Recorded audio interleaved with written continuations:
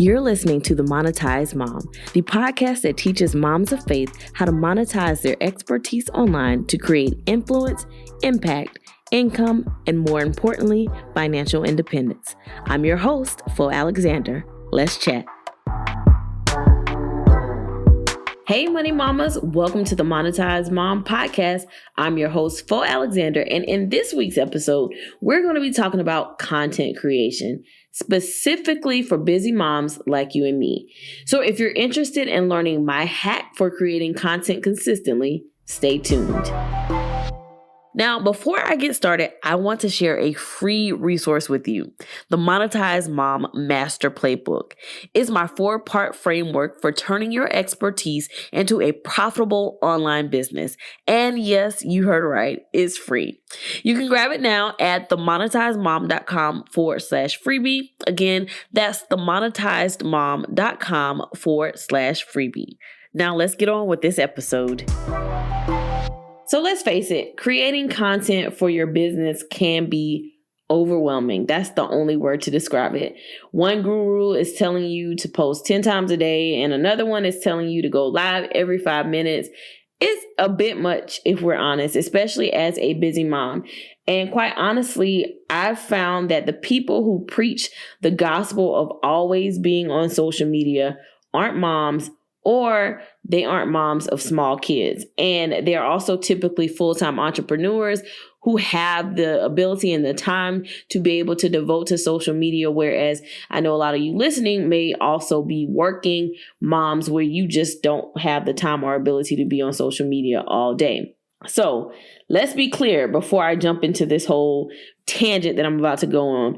I do recommend creating consistent content in some form or another. But as a busy mom, your time is limited. As a working mom, your time is limited. So of course, I've modified content creation to fit my life. And that process is what I am going to share with you today.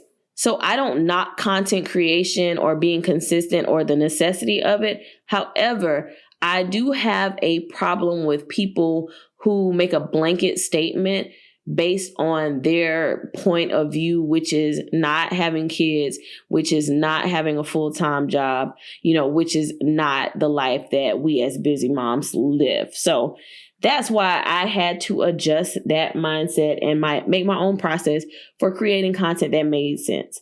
So one huge disclaimer, again, before I get started, another one. At the end of the day, you can't solely rely on social media for the success of your business. Those platforms, as you have probably seen already, can go away at any time. What is Vine? What is Periscope? Think about all those platforms that were supposed to be the new hot thing, and all of a sudden they fizzled out and they no longer exist, or no one uses them anymore. So before you put all of your energy into creating a bunch of TikToks, a bunch of Reels, a bunch of Instagram posts and all that, whatever the platform is, make sure that you have your own space online via a website or at minimum an email list. Okay?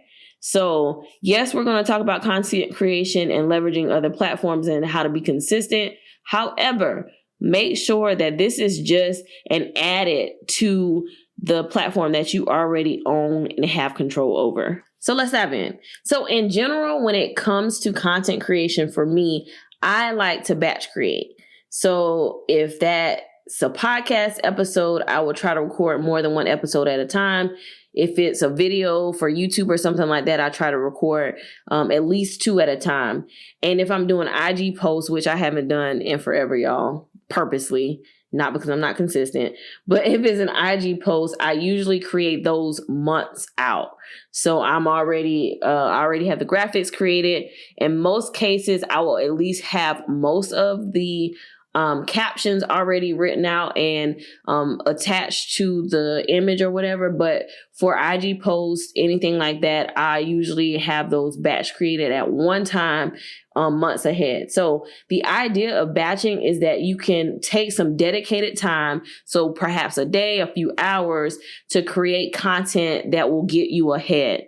So that way you don't have to worry about it each week, but you can do it ahead of time and not have to scramble to find content or something to share. So the purpose is to get more done in less time, really, and then be able to plan ahead and schedule ahead, so you're not having to consistently do something every week or every day. You can get further ahead by batching it.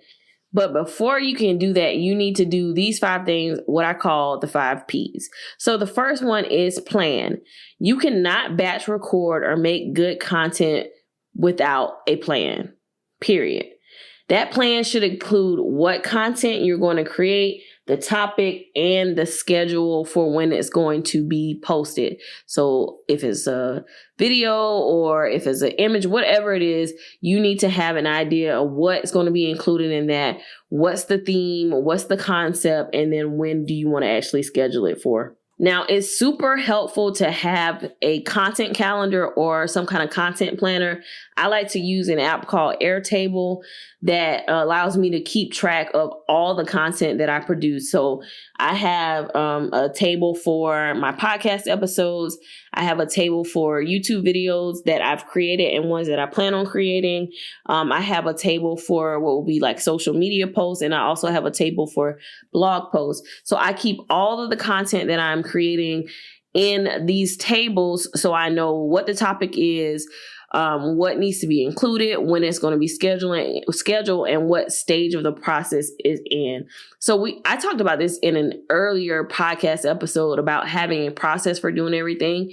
So within my content calendar, I know what step in the process my content is at. So for instance, for a podcast episode, I know if it's at the editing stage. I know if it's already scheduled, or if it is a blog post, I know if it's been assigned to one of my writers or if I'm writing it.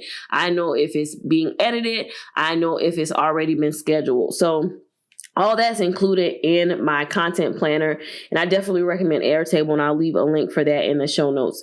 But having something that you use, whether it's a spreadsheet or whatever, to help you plan it will be super, super, super helpful for being able to batch your content and just be consistent. The other part of that is also having some kind of scheduling app or some kind of scheduling feature that you leverage so that things can automatically be posted to your platform. So for instance, when I would post on Facebook or Instagram, I would use Facebook's internal scheduling app to schedule those things out. So I wasn't having to be on social media when those posts went live. Or if I was posting something to Pinterest, like I could schedule those things. There are scheduling apps and native scheduling features within all these apps that you can leverage so that once you've batched everything, you can go ahead and get them scheduled for the time that you have planned on your content calendar. So that's also super important. And so as a part of your plan, you want to know what you're doing, but then you also want to know when that stuff is going to go live and have some kind of scheduling app to help support you with that. So the next step is to prepare. So the second P is prepare.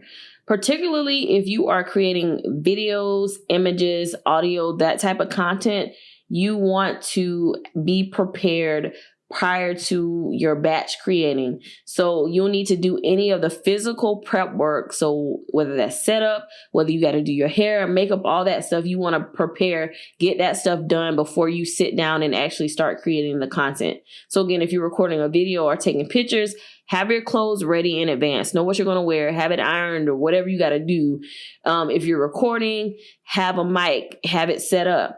These are the small things that go a long way in creating content in an easy, sustainable way.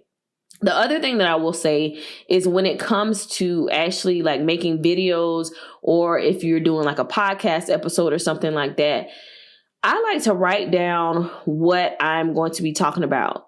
Whether that's just a general outline or specific things that I know I want to say, I actually go ahead and write those down ahead of time. That way, when it's time to actually record, I'm not wasting my time trying to come up with what I need to say. I've already done the background work, the preparation. I've done the research. I've written out all the points that I want to talk about so that when I get on camera or when I get on the microphone, I already have that stuff together. So when I hit record, I can go and I'm not wasting wasting time fumbling around trying to figure out what I'm going to say. So again, the second point is to prepare, and that's making sure like you physically set up your space to do content creation, and that you have everything in place so that when it is time to sit down and actually start creating content, you are ready to go. So the third P is practice. Yes, you need to practice. And what I mean by that is you want to go over everything. So if you are writing out what you're going to say, just take time to go over it. Make sure everything is written down. Read stuff out loud. Make sure it makes sense. And just practice. If you're taking pictures, practice your poses.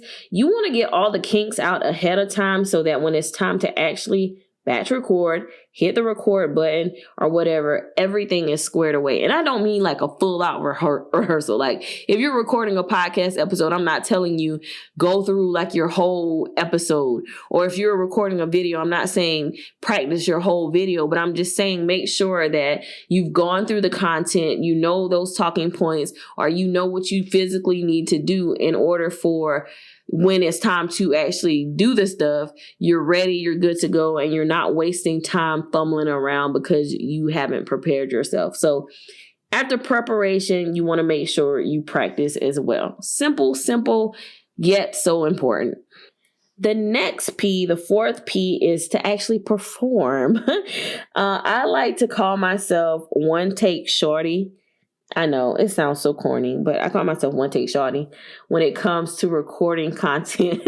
And that's a result of doing all of the above, especially when my daughter was much smaller and younger and I had to work during her nap time. I really had to get it done in a short amount of time.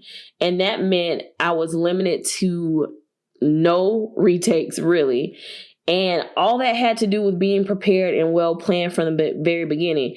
Now, when I batch record, I typically am still on a tight window. So when I hit record, I really have to perform out of the gate. Like I do not have time to record things 2, 3, 4 times. Like I have to get it right the first time because I have a limited time.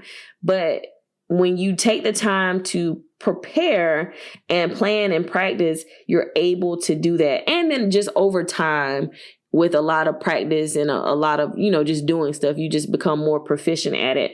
But that's my goal, is always to do things in one take so that I stay within the time frame that I have. So when it's time, show up, do it with excellence the first time, get in, get out. And that is the fourth P, which is perform. Now, the last P is to pay someone or something for post-production. And I will say this came later on for me in business, but I will tell you right now, even if you are beginning your business and you don't have a lot of funds coming in, this is definitely one of the places where I would invest your funds. And that's outsourcing, having someone else do the post-production. So that includes, for me, it would be having someone edit for you. Especially if editing is not your forte or your strong suit, I would have someone like edit.